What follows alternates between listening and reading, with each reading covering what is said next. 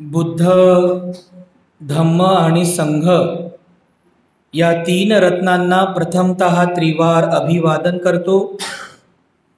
Bodhisattva doctor Babasaheb Ambedkar यांच्या समग्र धम्म क्रांतीमध्ये जीवनाच्या शेवटच्या श्वासापर्यंत समर्पित राहून आजच्या या मंगलमय प्रसंगी संघरत्न बुद्धविहार, मयूर पार्क, औरंगाबाद या ठिकाणी उपस्थित आपण सर्व धम्म उपासिका, धम्म उपासक आपल्या सर्वांप्रती मी अनंत मंगल कामना, मंगल आशीष अर्पण करतो. आणि आजच्या या वर्षावासकालीन धम्मदेसनेला उपस्थितांनो,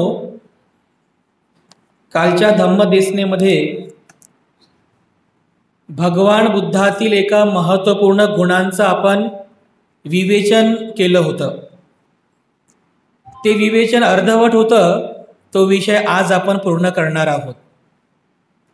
भगवान बुद्धांमध्ये असणाऱ्या 9 गुणांपैकी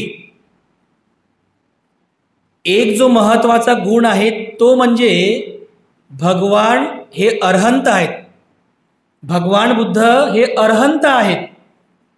आणि अरहंत म्हणजे काय, तर त्या संदर्भातील विवेचन आपण कालच्या धम्मदेसनेमध्ये समजून घेण्याचा प्रयत्न केला.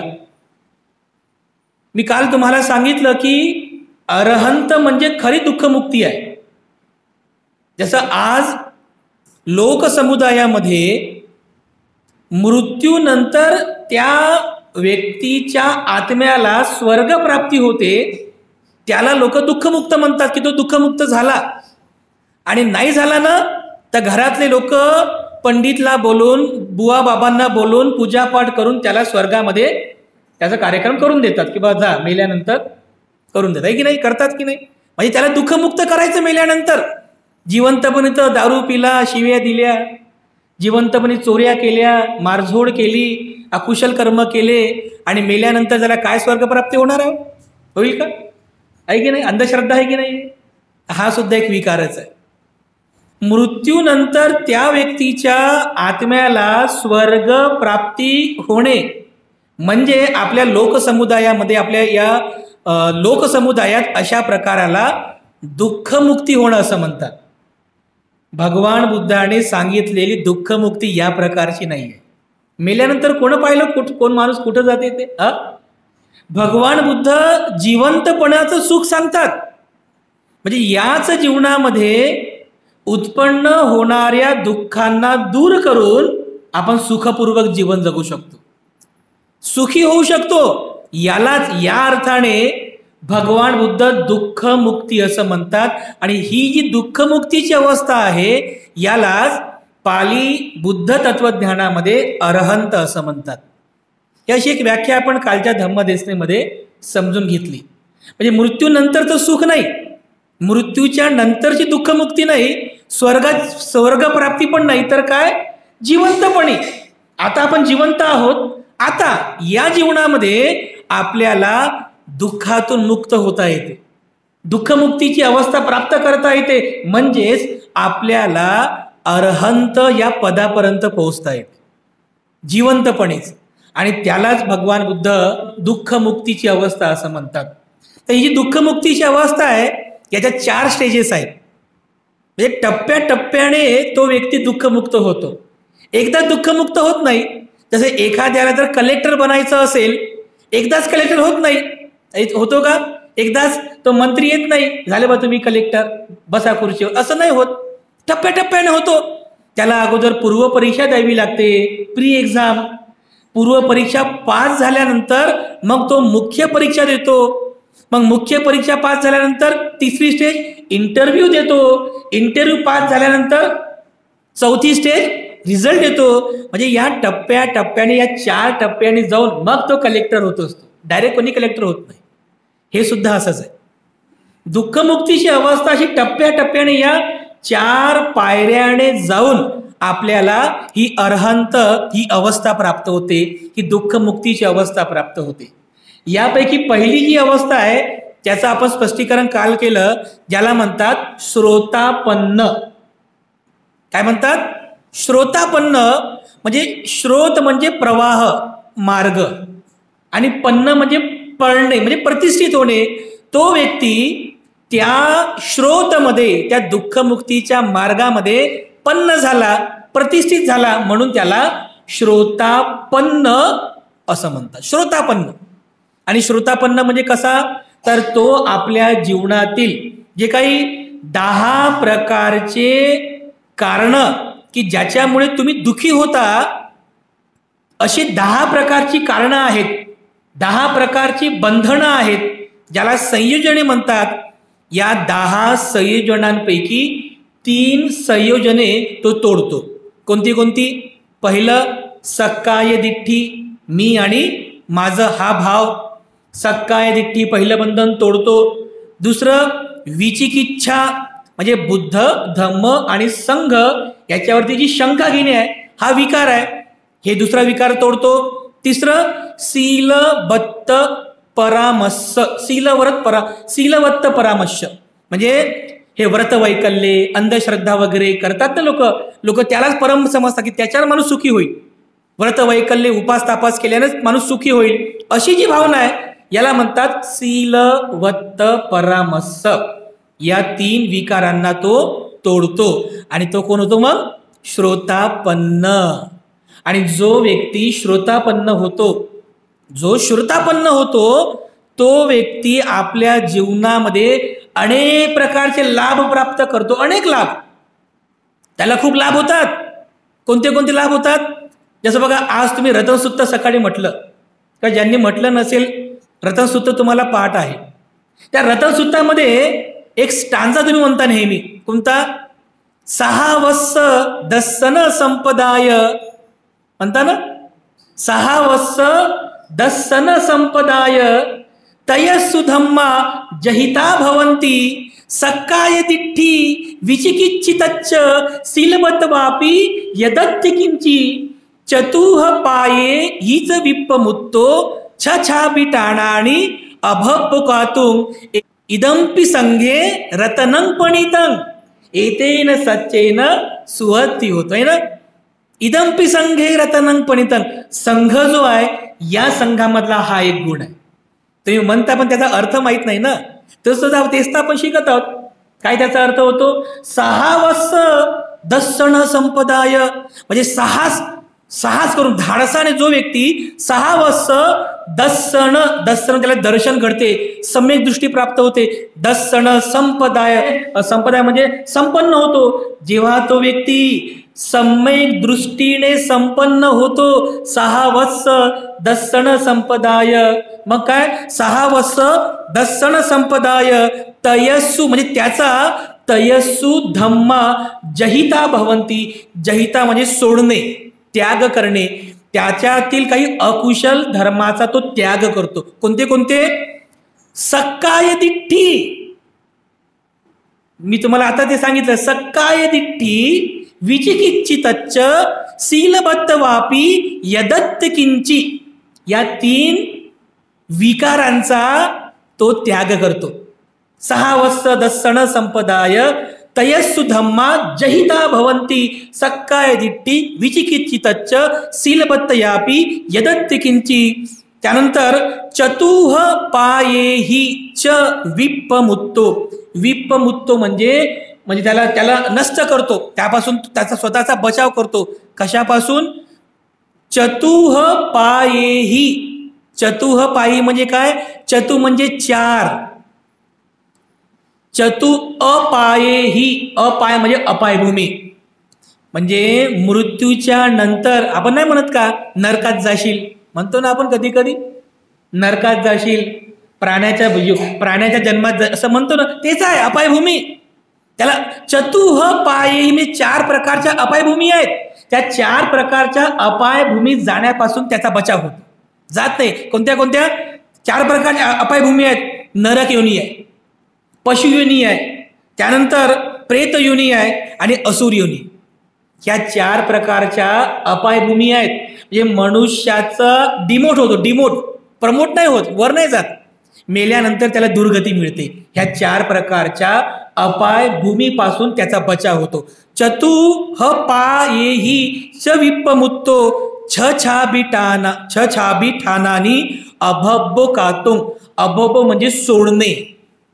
सोडणे काय सोडतो तो? ये छछाबी ठाणानी. छ म्हणजे 6. जो व्यक्ती श्रोतापन्न होतो, जो व्यक्ती श्रोतापन्न होतो त्या व्यक्तीला छछाबी ठाणानी अभब्बो कातुंग. छ म्हणजे 6 प्रकारचे दुष्कर्म त्याच्याकडून घडत नाही. जो श्रोतापन्न होतो किमान त्याच्याकडून 6 प्रकारचे दुष्कर्म घडत नाहीत. कोणते कोणते दुष्कर्म? पहिला, हे असे दुष्कर्म आहेत 6 प्रकारचे की हे जर दुष्कर्म केले की त्या व्यक्तीला मृत्यूच्या नंतर दुर्गती मिळते. याला महापाप म्हटलेलं आहे. महापाप 6 प्रकारचे. छछाबी ठाणानी. कोणते कोणते? आईची हत्या करणे हे महापाप आहे. दुसरं, पित्याची हत्या करणे महापाप आहे. तिसरं, अरहंताची हत्या करणे महापाप आहे. बुद्धाचा खून काढणे, बुद्धाचं रक्त काढणे हे 4थं महापाप आहे. त्यानंतर संघामध्ये फूट पाडणे हे 5वं महापाप आहे. त्यानंतर 6वं आहे स्वहत्या करणे किंवा आत्महत्या, स्वहत्या करणे. म्हणजे अशा प्रकारे हे 6 प्रकारचे दुष्कर्म त्याच्याकडून होत नाही. मात्याची हत्या करणे, पित्याची हत्या करणे, अरहंताची हत्या करणे, त्यानंतर बुद्धाचं रक्त काढणे, संघामध्ये फूट पाडणे आणि स्वतःची स्वहत्या करणे, आत्महत्या करणे. जो व्यक्ती श्रोतापन्न होतो छछाबी ठाणानी अभब्बो कातुंग. हे 6 प्रकारचे दुष्कर्म त्याच्याकडून कधीही होत नाही. आणि हेच संघामधलं सर्वात मोठं रत्न आहे. म्हणून संघाला आपण वंदन करतो. इदंपि संघे रतनं पणितं एतेन सच्चेन सुवत्ती होतो. हा त्याचा अर्थ आहे. म्हणजे जो व्यक्ती श्रोतापन्न होतो, किमान श्रोतापन्न, तर त्या व्यक्तीला हे लाभ आहेत. 4 प्रकारच्या अपायभूमीत जाण्यापासून तो बचावतो आणि 6 प्रकारचे दुष्कर्म, महापाप कर्म त्याच्याकडून घडत नाही. म्हणून किमान श्रोतापन्न अवस्था प्राप्त करण्यासाठी आपण धडपड करायला पाहिजे, ही साधना करायला पाहिजे. आणि जो व्यक्ती श्रोतापन्न झाला म्हणजे या दुःखमुक्तीच्या प्रवाहामध्ये आला तर तो व्यक्ती पुन्हा साधना करत करत करत करत, आणखीन विकार बाकी आहेत ना, हे 3 विकार तर आपण नष्ट केले, आणखी 7 विकार बाकी आहेत. या 7ही विकारांना आपल्याला तोडायचं आहे, हे बंधन तोडायचं आहे. तेव्हाच तर अरहंत पदापर्यंत आपण पोहोचू. तर तो साधक श्रोतापन्न झाल्यानंतर पुन्हा ध्यान, मनन, चिंतन करतो, साधना करतो आणि या दुःखमुक्तीच्या दुसऱ्या स्टेजवर जाऊन पोहोचतो. त्या दुसऱ्या स्टेजला म्हणतात सकृदागामी. काय म्हणतात? सकृदागामी. सकृदागामी या अवस्थेला पोहोचल्यानंतर त्याच्या चित्तातील पुन्हा 2 विकार नष्ट होतात. जसं श्रोतापन्नामध्ये 3 विकार नष्ट झाले.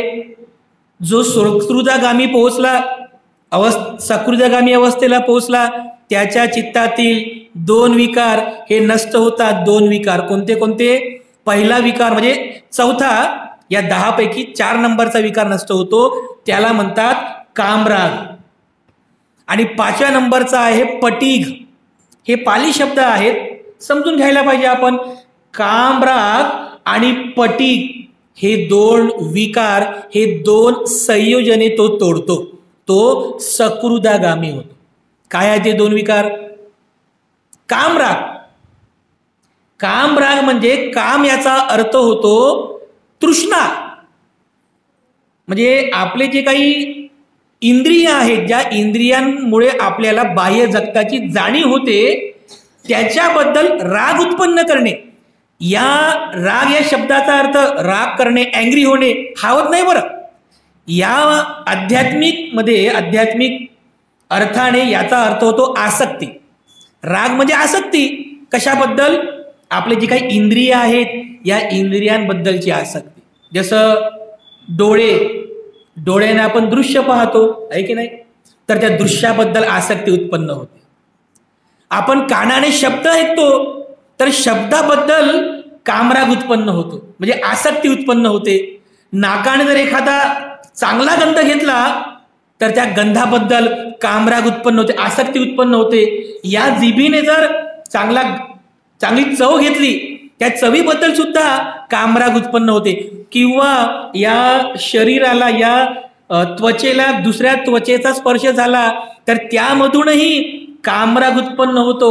आणि एवढं होऊनही जेव्हा तुमच्या चित्तामध्ये हा संस्कार, आसक्तीचा संस्कार उत्पन्न झाला, ते विचार उत्पन्न झाले, तेव्हाही तुमच्यामध्ये कामराग उत्पन्न होतो. म्हणजे कोणते कोणते आहेत?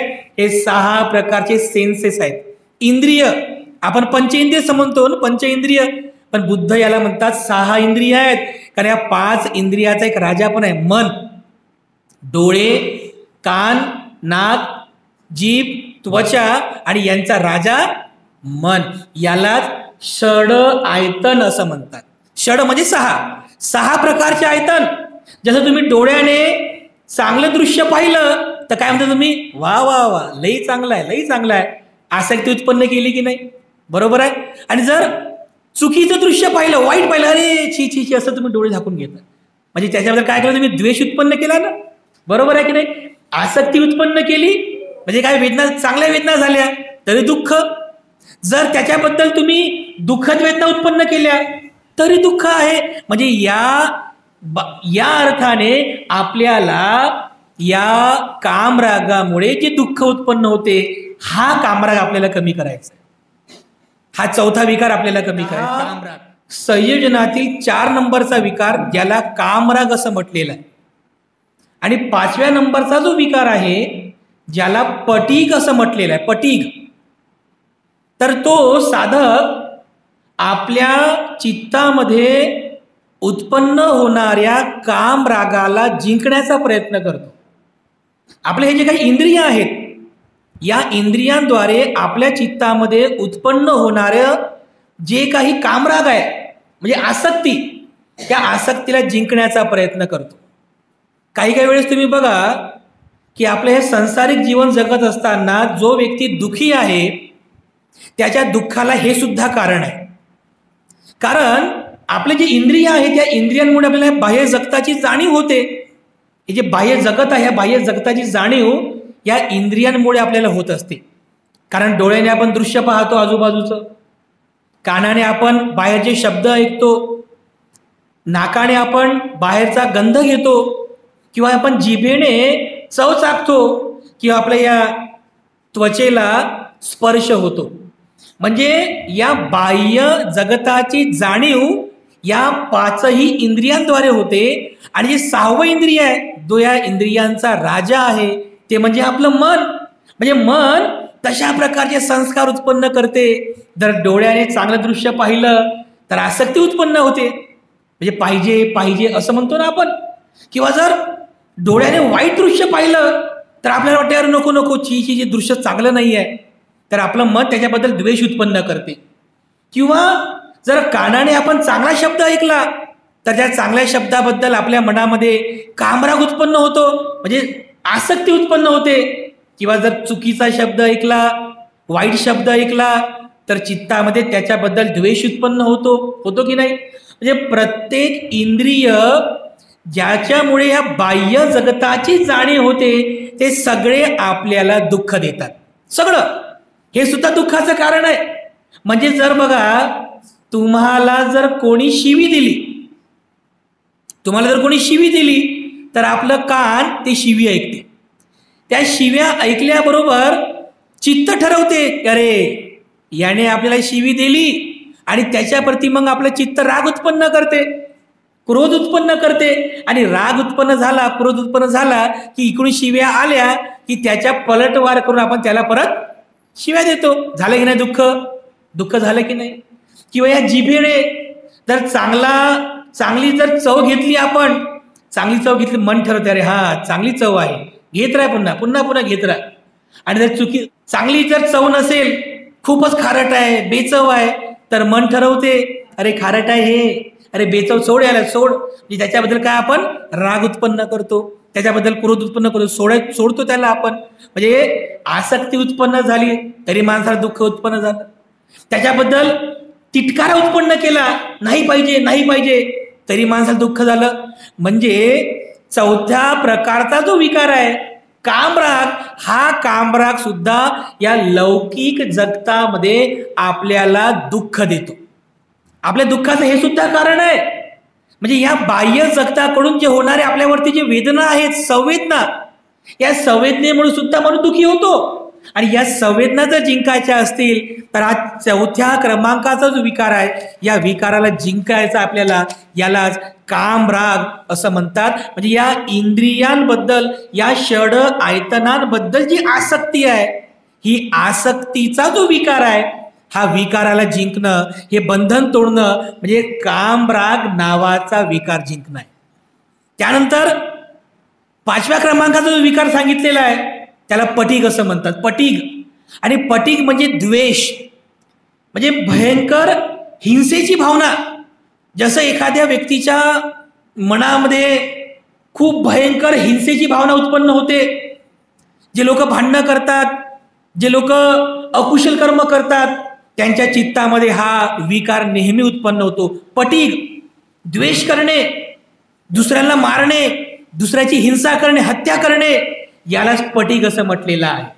जोपर्यंत हे दोन्हीही विकार आपल्या चित्तातून नष्ट होत नाहीत, म्हणजे पहिला कोणता कामराग आणि दुसरा पटीग, हे दोन विकार जोपर्यंत नष्ट होत नाही तोपर्यंत तो व्यक्ती सकृदागामी अवस्थेला पोहोचत नाही. आणि जेव्हा एक साधक ध्यान, मनन, चिंतन करून, साधना करून या दोन्हीही विकारांना जिंकतो, म्हणजे आपल्या चित्तातील कामराग म्हणजे या इंद्रियांबद्दल असलेली आसक्ती त्याला जिंकतो, आणि त्यानंतर पटीग, मनामध्ये असलेली हिंसक भावना, भडकाऊ भावना, हिंसक भावना, याला जिंकतो, तर तो व्यक्ती सकृदागामी अवस्थेला पोहोचतो. त्याला म्हणतात सकृदागामी. सकृदागामी याचा अर्थ होतो, सकृदा म्हणजे 7, याचा अर्थ होतो 7. भगवान बुद्ध म्हणतात की जो कोणी साधक श्रोतापन्न अवस्था पार करून या दोन विकारांना म्हणजे कामराग आणि पटीग या दोन्ही विकारांना जिंकतो, हे दोन्ही संयोजने तोडतो, तेव्हा तो सकृदागामी अवस्थेला पोहोचतो. आणि सकृदागामी अवस्थेला पोहोचल्यानंतर भगवान बुद्ध म्हणतात की तो जो आहे, जो सकृदागामी अवस्थेला पोहोचलेला आहे, तो त्याच्या जास्तीत जास्त 7 जन्मांमध्ये, जास्तीत जास्त 7 जन्मांमध्ये तो दुःखमुक्त होतो.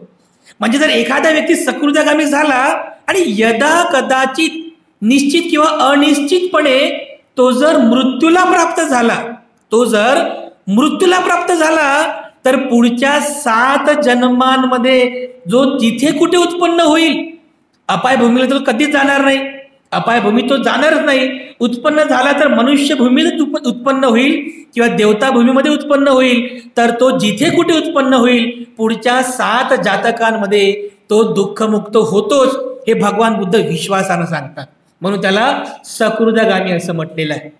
त्यानंतर सकृदागामी झाल्यानंतर पुन्हा तो व्यक्ती ध्यान, मनन, चिंतन करतो, ध्यान, मनन, चिंतन करून साधना करतो, तर दुःखमुक्तीच्या तो 3ऱ्या अवस्थेला पोहोचतो. या 3ऱ्या अवस्थेलाच अनागामी असं म्हणतात. अनागामी, आणि अनागामी म्हणजे काय, या शब्दामध्येच याचा अर्थ दडलेला आहे. अनागामी, अनागामी म्हणजे आगामी, म्हणजे पुन्हा परत येणार नाही याचा अर्थ होतो. म्हणजे अनागामी, तो पुन्हा परत येणार नाही. का परत येणार नाही? कारण या अवस्थेला पोहोचलेला जो साधक आहे, या साधकाच्या चित्तातील पुन्हा 2 विकार नष्ट होतात. कारण सुरुवातीला 5 विकार नष्ट झाले, श्रोतापन्न अवस्थेमध्ये 3 विकार नष्ट झाले, सकृदागामी अवस्थेला 2 विकार नष्ट झाले, एकूण 5 विकार आपण नष्ट केले.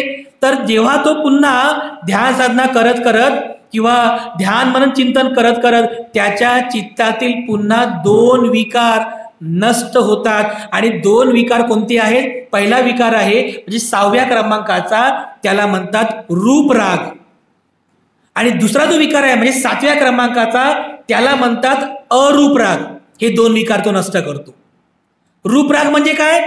रूपराग म्हणजे आपलं हे जे रूप आहे, हे जे शरीर आहे, या शरीराबद्दलची आसक्ती असणे म्हणजे रूपराग. म्हणजे माझं शरीर, असं शरीर मला पुन्हा पाहिजे, हे जे माझं रूप आहे, हे रूप मला पुन्हा पुन्हा पाहिजे, पुन्हा पुन्हा पाहिजे, या शरीराबद्दलचा जो राग आहे म्हणजे आसक्ती, ही आसक्ती त्याची कमी होते. आता ज्या अर्थी या शरीराबद्दल म्हणजे हे जे रूप आहे, या रूपाबद्दलची त्याची आसक्ती नष्ट झाली, पुन्हा तो जन्म घेणारच नाही ना या रूपामध्ये. रूप आसक्ती म्हणजे रूपराग त्याचा कमी झालेला आहे.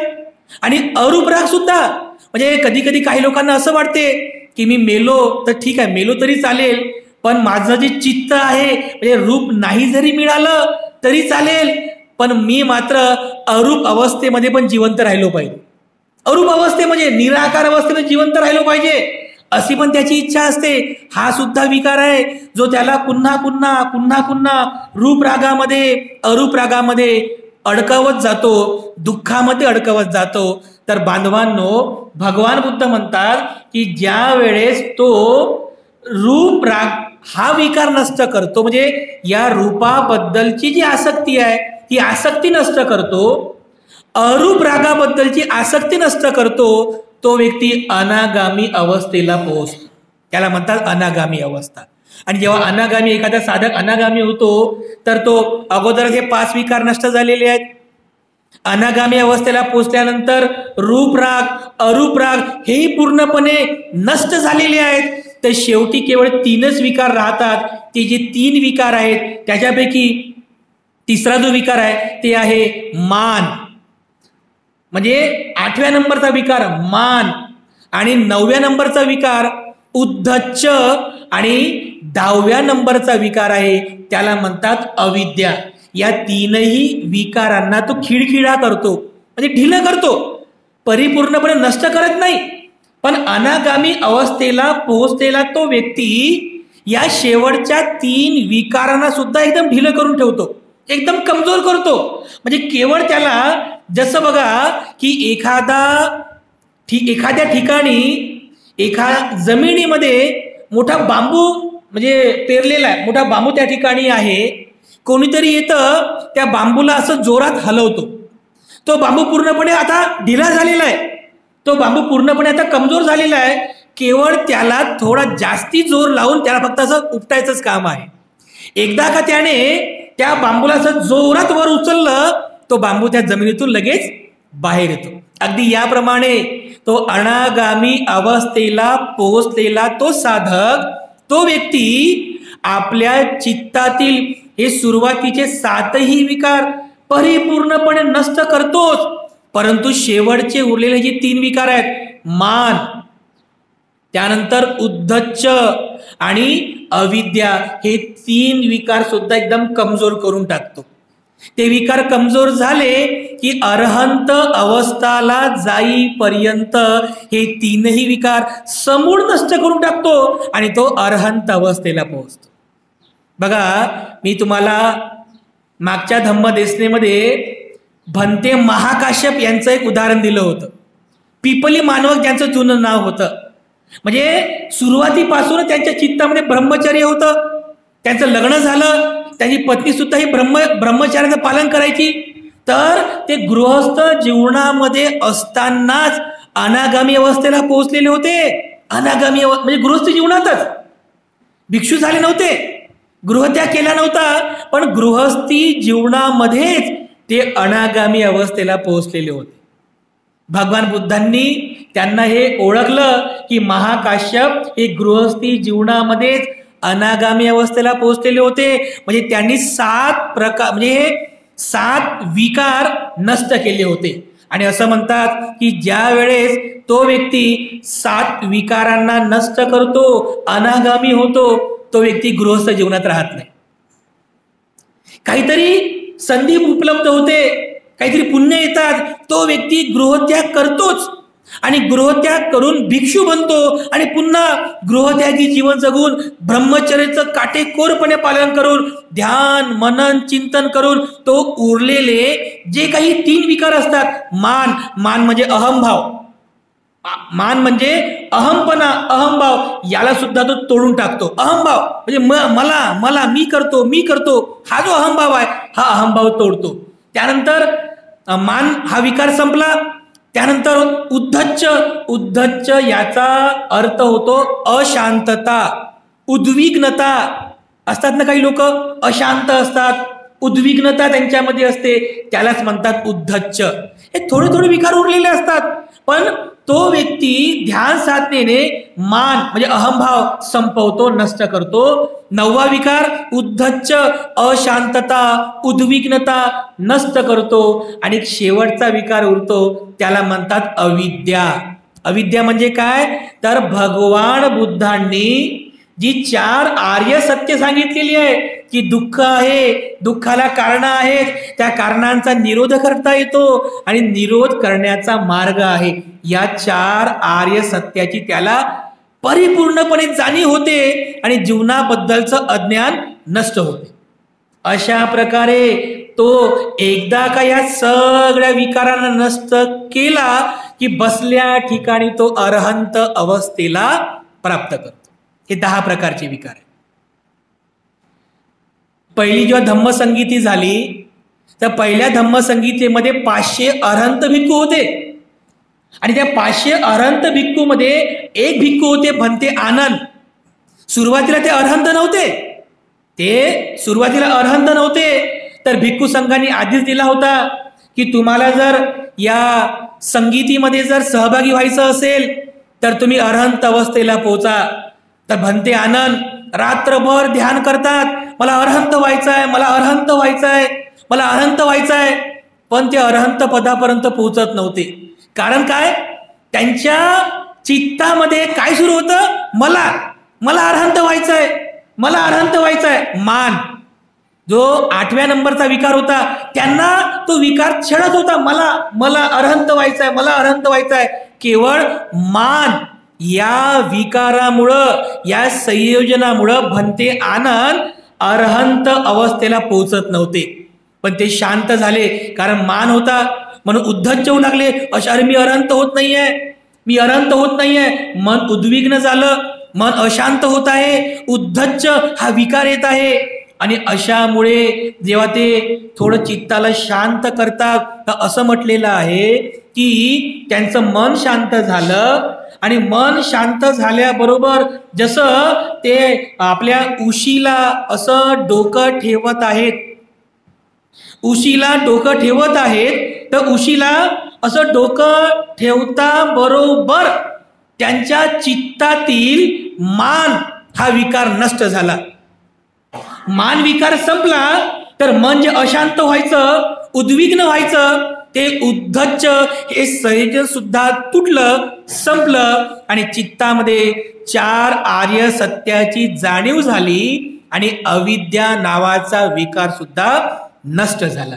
आणि अशा प्रकारे त्या उशीला डोकं ठेवता बरोबर भंते आनंद अरहंत अवस्थेला पोहोचले आणि लगेच दुसऱ्या दिवशी अरहंत अवस्था प्राप्त केलेले, अरहंत दुःखमुक्त झालेले भंते आनंद त्या म्हणजे त्या 500 त्या म्हणजे पहिल्या धम्मसंगीतीमध्ये सहभागी होतात.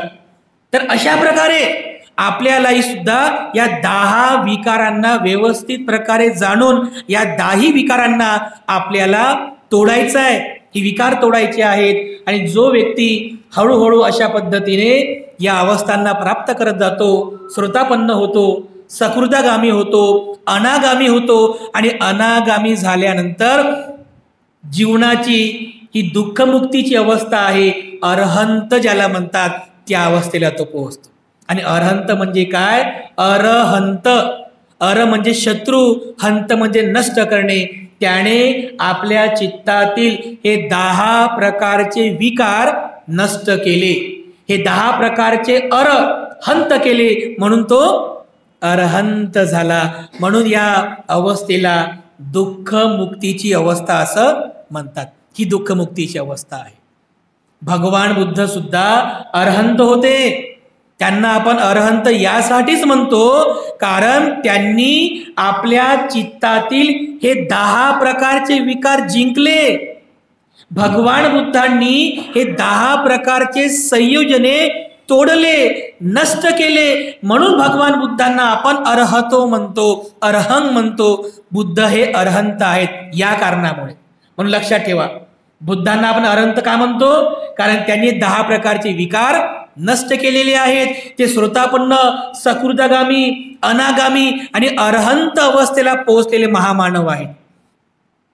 म्हणून बुद्धांना आपण अरहंत असं म्हणतो.